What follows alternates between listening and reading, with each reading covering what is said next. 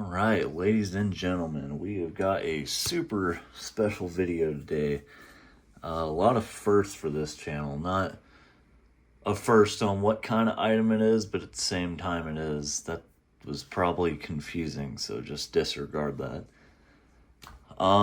This is the most expensive controller I've ever bought, and I actually technically only spent $150 on it. I don't want to say what it actually was, but get a little thank you note there on the top. I already opened the top, but I haven't opened the actual box yet. Hopefully it's described as it was in the photo, but you've probably seen the background already, just to celebrate Sony's 30th anniversary. I got a 30th anniversary PlayStation Edge controller. Now, this is my first, I don't know what you'd call it, pro or specialty controller. And it's been a while since I've bought like a specialty controller. I mean, I've got the Cobalt Blue PS5 controller, but that's the closest thing I've had lately. So we also have our PS1 in the background. It's not brand new. I'm gonna try to be very careful while opening up this box. I don't want to damage it too much, so I'm just cutting along the top nice and easy. That PlayStation seal looks cool. I hate to cut it, but how else are we going to use the controller? Let's see here. Trying to be very easy with it. Apologies that it's taken a little time, but this is just a really nice box. So we got the seals cut, and now looking in the box, it's got all sorts of cool PlayStation items throughout the years. It's crazy. Today being December 3rd, I don't know if I'll upload it on the 3rd. I got it in perfect time. Well, day before actually. It's 3 in the morning on December 3rd, so I don't think I'll be able to upload the video today, but yeah, just very cool looking box. Let's slide this out here. Put that to the side. And here is comes in a really big box compared to a normal controller. But yeah, you could see the 30th anniversary logo all over it. And here we have it. Oh, it comes in a case. I forgot the Edge actually comes in a case. Again, this is my first Edge controller, so, and then it's just a manual underneath there. Definitely gonna keep this box preserved. If I can get another deal or something similar to this, I might get a normal controller and just keep that one in the box. But nice packaging. Oh wow, there we go. That is a beautiful case, and I know it's not the same color anymore just because this is, you know, it's an OG PlayStation, but similar color. It's just aged over the years. But here we have it, the DualSense. I keep wanting to call it Pro, but it's called the DualSense Edge. Very nice case. And opening it up, it looks like we have a cable up top here. Very nice braided cable. Surprised they didn't include USB-C to USB-C. That's a little weird considering, I don't know, that especially the PS5 Slim doesn't have any USB-A ports on the front of it, or the Pro. Let's get the controller out here. All right. Slip this little cover off. And here we have it. It's got a bit more heft to it than the original or regular PS5 controller. But man, is this controller gorgeous. I'm sorry I'm messing up my words here. But buttons there. Now my cousin has an Edge controller. I hadn't messed with it in a minute, but these extra buttons, yeah, I guess they are. But there is a way that you can pop this off. I just can't remember how to do it. Because you can change your, I definitely don't want to scratch it up. You can change out your thumbsticks and all that good stuff. It actually shows on the box. No, it doesn't. So here's all the accessories. This is to lock your charger in if you want to do straight wired. Oh, here's the... Yeah, I've never had a controller like this, so this is all new to me. Do you just put these...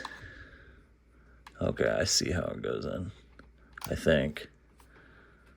Should click them in, or... Oh, hold on, there's a... What did I do wrong here? Did I put it in right? Oh, I guess that is how the... Again, this is a new thing for me here, so bear with me. And then you're supposed to put this one in this way. Okay, so there are the back buttons. Not sure how I feel about that. They also come with, like, I want back buttons, of course, but they also come with shorter ones. I'll probably swap those out later. There's a release here, too. I don't know what... I have no fingernails, either. There's a release here. I don't know what it's for. I don't know if it's this top cover. Again, apologies for the kind of... I should have prepared myself a little bit more coming into this. But bear with me just a moment. All right, my apologies. I had to look up an actual tutorial video and just figure it out. And I think I got it set up the way I want to have it set up. I put the low rise... I want to say these are convex thumbsticks, and kind of like the PS3, PS1, PS2. Just getting a little tired of the standard, joysticks. So I swapped these out, and then I figured out how to swap these out so they're actually just like, you gotta just kind of wiggle them, and they come out. They're magnetic. Decided to go with the short back buttons. The long ones were just a little intrusive for my taste. And how you actually pop off the front panel is this little tab here. I had to find something not sharp that wouldn't scratch up the controller. And I just pressed it in there. And when you do that, it pops off the front plate there. So, yeah, I think this is how... Oh, before I get too far into it, this is super cool. You can actually have adjustable triggers on the Edge controller, and it's very simple to change.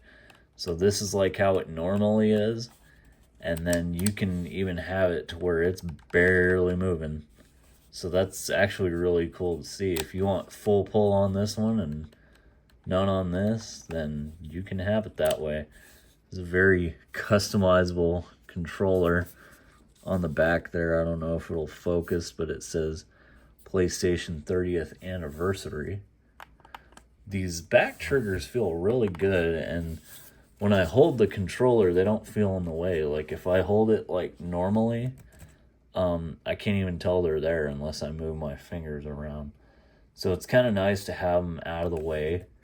But if I need to, I just slide my middle fingers up and I can click them very easily. But looking at the, yeah, my camera is not good enough for this. And it's hard to see, but on the touchpad, just like the box, where did I put it at?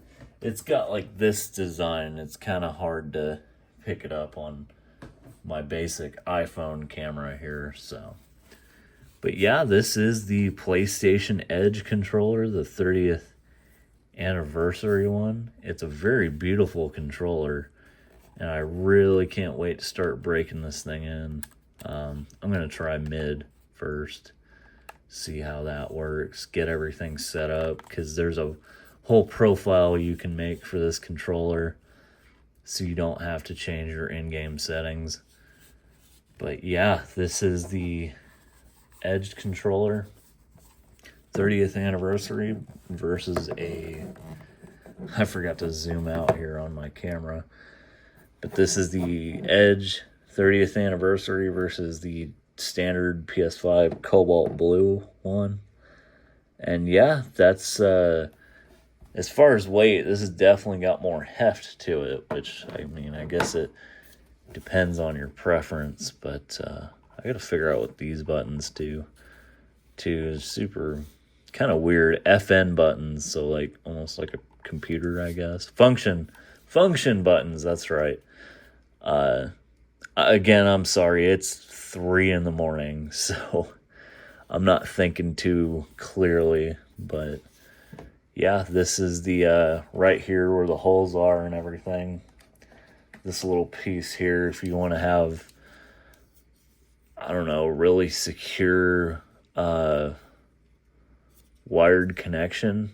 Kind of unfortunate we got this one instead of the one that looks like the PS1 controller cord, like the end prong you plug in. Kind of wish they did include that instead of the standard one. But you have to get the digital edition PS5 30th anniversary or the PS5 Pro, and honestly, I'll probably never buy a PS5 Pro. I'm just going to keep rocking the OG PS5 until the PS6 or whatever comes out. But yeah, super weird. Like, these are magnetic. You can sit here and play with them. Made out of, it feels like stainless steel or just a really smooth plastic. So I'm really, really excited to be breaking this controller in. If I ever decide to, which, okay, no, they're about the same size, I guess, but there's an extra set of convex analog there, or analog sticks there. I thought that they were like high-rise ones. I thought this thing came with them, but you know what? I just realized it's very subtle, but I put a high-rise one on the right stick and a low-rise on the other stick. And sure enough, these are very easy to swap out. You literally just pull them off, and you want to make sure you have it lined up correctly, and yeah, just click the new one on. So now we have 2 low-rise sticks. I thought something felt off about it, but if you want to run, you know, a high-rise and a low-rise stick, hey, this is your controller. You have a lot of customizable options, so that's always good to see. But even if you want to put it in the case here, this charger, you can actually, I don't know how this opens, but yeah, you can somehow pop this open. I'm not going to mess with it. And charge it while it's in the case. If you're traveling, it's in a protective case. It's going to be protected, which is good, because how much you spend on a controller like this, even if it's the standard Edge controller, you want to keep it protected. So, well, guys, that is the 30th anniversary PlayStation Edge controller. I hope y'all all enjoyed the video, and y'all have a great night.